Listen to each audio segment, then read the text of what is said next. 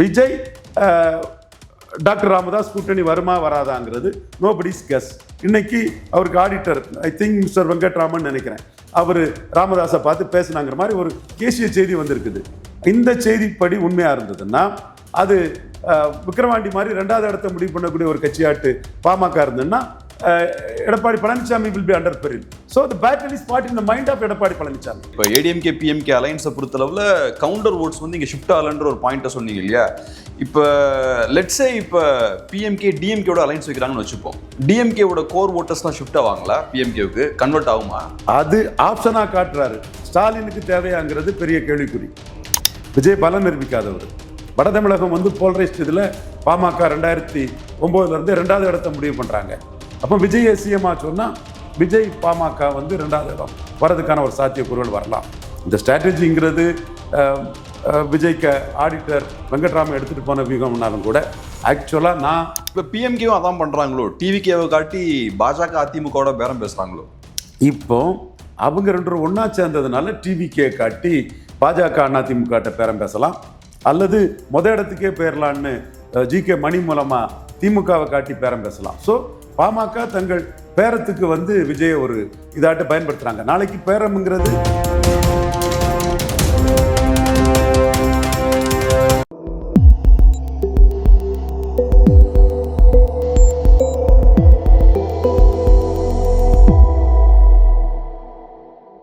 Sir வணக்கம். வணக்கம் கபரியால்.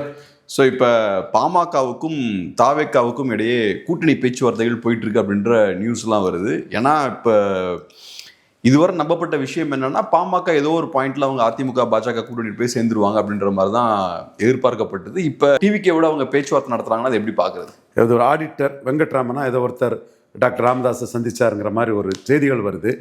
For it is true I don't know. But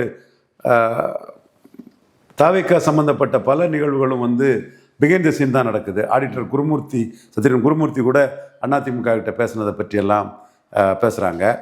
so சீமான் கூட அது பேசியிருப்பாங்க. சீமானுக்கே துணை முதல்வர் ஆஃபர் கொடுத்தாங்க, நான் 230 தனிச்சு தான் இருக்க போகிறேன்னு அதிமுக சைடில் இருந்து. இதை பற்றி இன்னைக்குள்ள பேட்டி சிவந்தியாயத்தினார் நிகழ்வில் அவர் சொல்கிறாரு. ஸோ அதிமுக தரப்புலேருந்து பேச்சுவார்த்தை வந்து தாவேக்கா கூட முன்னாடி நடந்திருக்கலாம். இப்போ வந்து பிஜேபிக்கு போன பிறகு கொள்கை எதிரி கூட விஜய் போக மாட்டாருன்னு சொல்லும்போது விஜய் தரப்புலேருந்து பாமகவை அணுகுனதாட்டு செய்திகள் வருது. அதை வச்சுனா கூட யாரெல்லாம் எங்கள் கூட கூட்டணிங்கிற சொல்கிறாப்புல.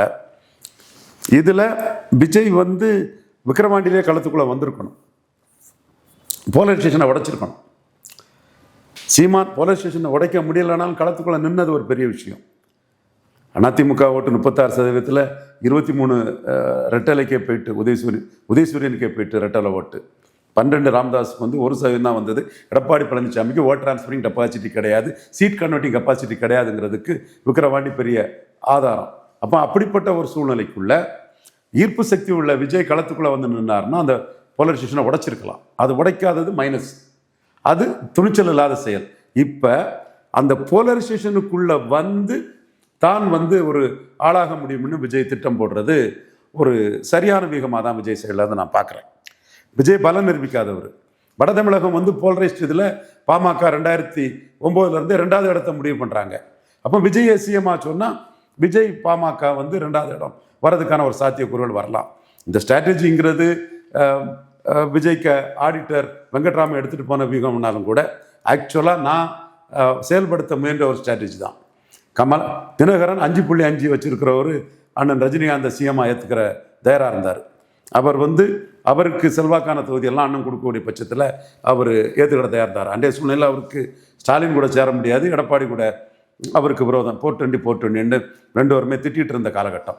அடுத்து வந்து கமலஹாசன், அவரும் சசிகலாவுக்கு ஆளான எடப்பாடியை நக்கல் நையாண்டி அடிச்சுட்டு இருந்தார். திமுகவுக்கு அவங்க தேவையில்லான சூழ்நிலையில் 3.7% உள்ள கமலஹாசன் அண்ணன் ரஜினிகாந்த் சிஎம்மா சொல்லணும்னு நானே போய் சந்தித்து பேசினேன். அப்போ கமலஹாசன் வந்து கான்செப்டை ஒத்துக்கிட்டார், ஃபைனாரு. ரஜினிகாந்த் ரொம்ப சந்தோஷப்பட்டார். பட் சீட்டு இதில் நான் சொன்னதை கமலஹாசன் ஒத்துக்கலை. தனக்கு என் நண்பங்கிட்ட நானே பேசிக்கிறோம், எனக்குன்னு புல் இருக்குது, நான் குறைஞ்ச நாட்களில் பிரச்சாரம் பண்ணாதனால தான் இவ்வளோ ஓட்டு, எனக்குள்ள ஓட்டு வலிமை பெருசுங்கிறத அவர் கிளைம் பண்ணார். ஓகே, பட் அந்த கான்செப்டை கமலஹாசன் ஒத்துக்கிட்டாரு. சீட் ஷேரிங் தான் பிரச்சனையாக இருந்தது. பாஜக ரஜினிகாந்த் ஒத்துக்கிட்ட தயாராக இருந்தாங்க. இப்போ விஜய இதுவரை 1% பலம் நிரூபித்த ஒருத்தர் கூட ஒத்துக்க மாட்டாங்கங்கிறத நான் சொன்னேன். ஏன்னா ரஜினிக்குள்ளதான் காப்பி அடித்து ஆட்கள்லாம் பண்ணினாங்க. அதில் வந்து மயில் வேற வான்கோழி வேறன்னு என் கருத்துப்படி விஜய் யாரும் ஏற்றுக்க வரலங்கிறது தான் தெளிவாகவே இருந்தது. இப்போ விஜய் தரப்பே ஒரு ஆடிட்டர் வந்து டாக்டர் ராமதாஸை சந்தித்ததா செய்தி பிரபல தமிழிதழில் போட்டிருக்காங்கன்னா, அவங்க என்ன பார்க்குறாங்கன்னா, பாமக போல்ரைஸ்டு நார்த்தன் தமிழ்நாடு பொலிட்டிக்ஸில் அவங்க வந்து 2009 2வது இடத்த முடிவு பண்ணுறாங்க. 9, 11 எல்லா காலகட்டத்திலையும் 24 2வது இடத்த எடப்பாடி தான் முடிவு பண்ணார். பாமக அதில் ஸ்லிப் ஆச்சு. ஏதோ 1-2 தொகுதி தவிர பாமக ஸ்லிப் ஆச்சு. வெள்ளூர் தென் தர்மபுரி தவிர பாமக ஸ்லிப்டு.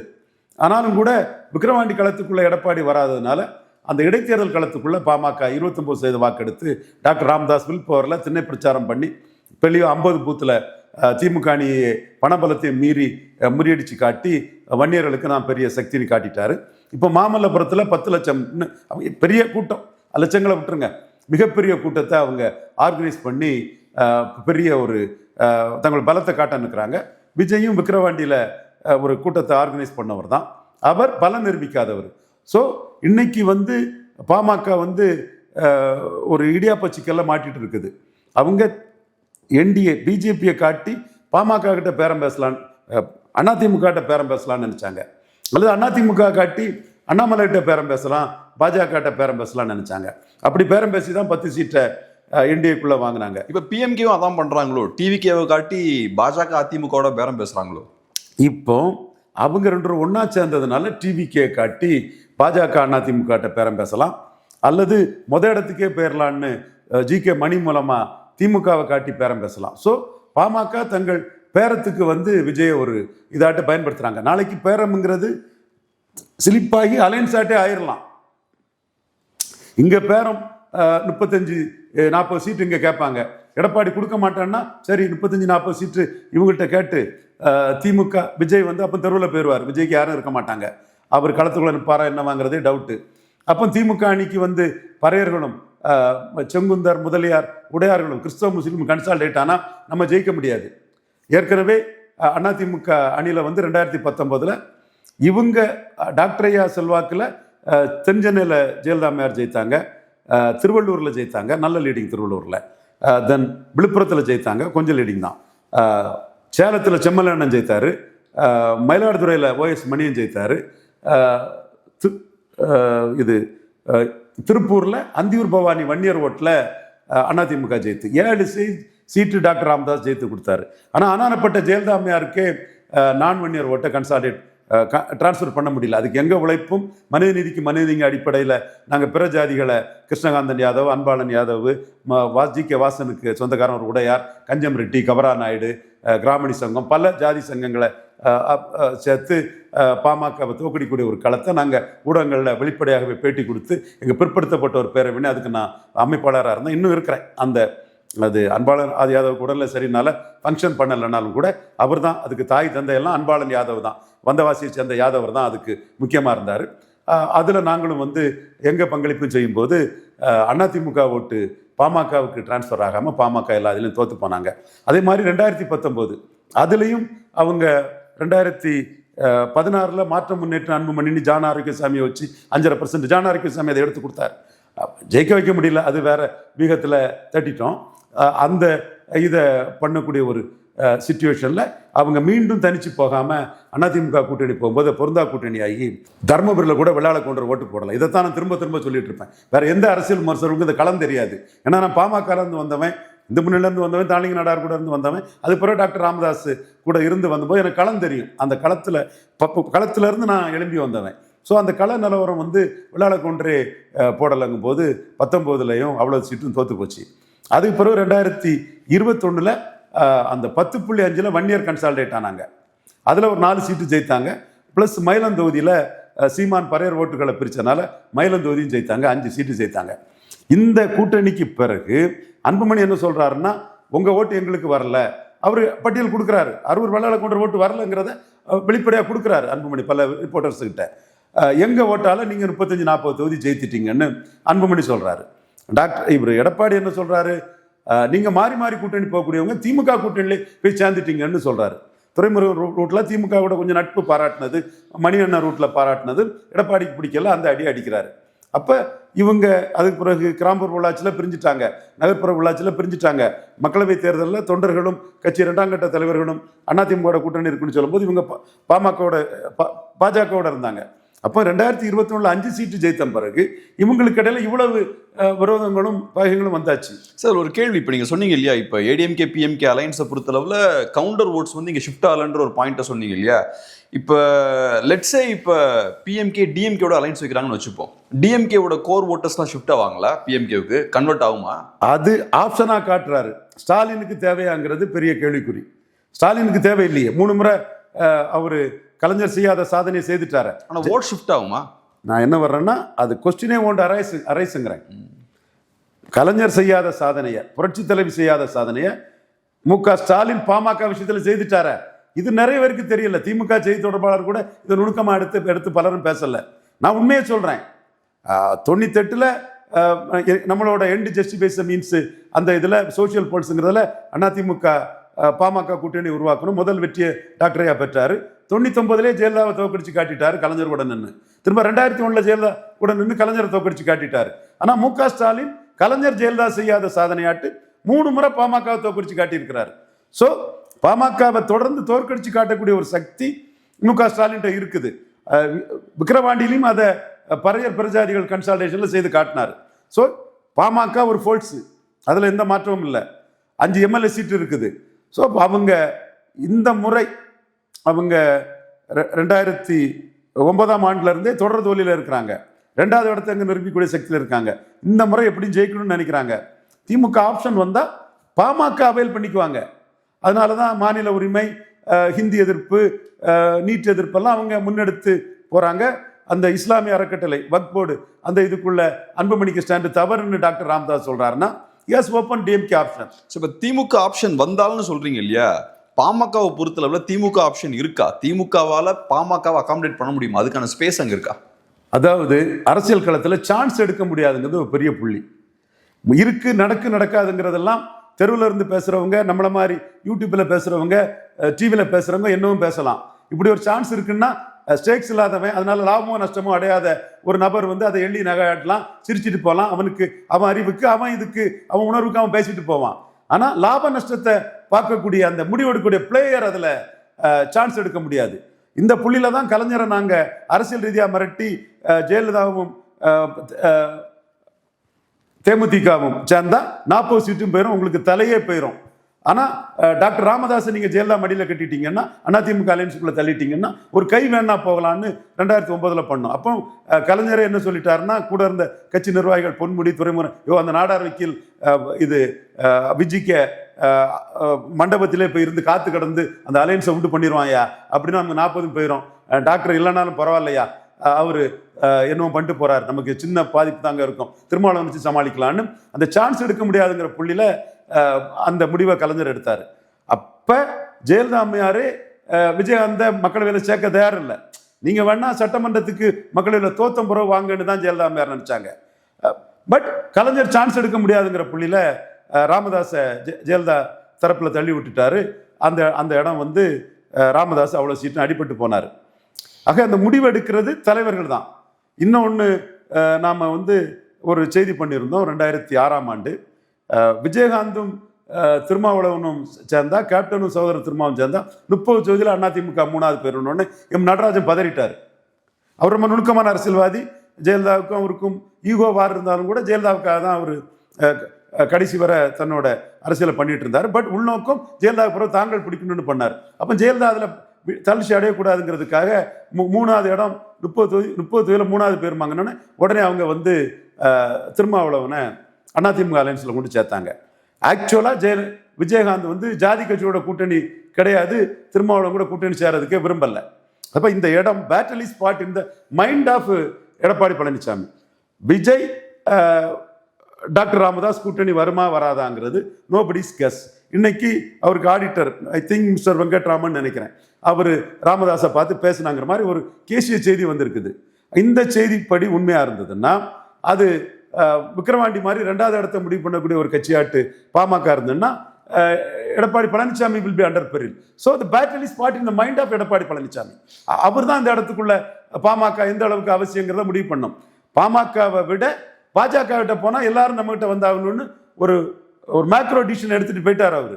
அந்த மேக்ரோ டிசிஷன் எடுத்த பிறகு பாமக தன்னோட அலையன்ஸ் ஆப்ஷன் ஆட்டு விஜயையும் திமுகவையும் பயன்படுத்துறாங்க. நான் மீண்டும் என்ன சொல்றேன்னா, அந்த திமுக பாமக ஆப்ஷன் வந்து மெட்டீரியலைஸ் ஆயிரும்னு நான் சொல்ல வரல. விஜய் பாமக ஆப்ஷன் வந்து மெட்டீரியலைஸ் ஆயிரும்னு சொல்ல வரல. ஆனா நமக்கு ஆபத்துன்னு எடப்பாடி நினைப்பாரு. அதுதான் டாக்டர் ராமதாஸுக்கு will power, bargaining power. So இது எப்படி போகுதுங்கிறது டாக்டர் ராமதாஸ் எப்படி பார்கெயின் பண்றாரு என்னன்னு பார்த்தா சொல்ல முடியும். ஏன்னா 2024 நம்மளுடைய மதிப்புக்கும் மரியாதைக்குரிய அனைத்து நண்பர்களும் அதிமுக பாமக கூட்டணி தான் வரும்னு சொன்னோம். நம்ம மட்டும்தான் என்டிஏ கூட்டணிக்கு வாய்ப்பு இருக்குன்னு அவர் என்டிஏக்குள்ள வந்தார்.